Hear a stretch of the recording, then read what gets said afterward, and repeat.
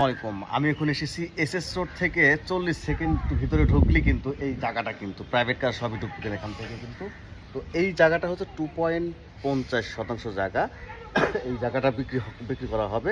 তো ঈদের আগে যদি কেউ এই জায়গাটা বায়না করেন অথবা কনফার্ম করেন তাহলে কিন্তু খুব কম দামে কিন্তু এই জায়গাটা নিতে পারবেন।